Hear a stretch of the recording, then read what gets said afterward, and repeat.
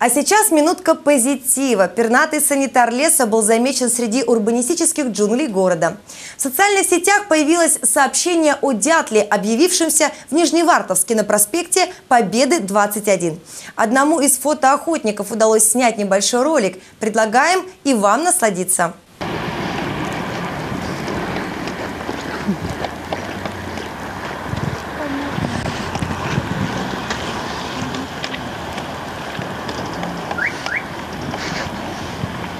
Че он тут забыл? Не знаю, тоже удивилась. Оголодал, бедный.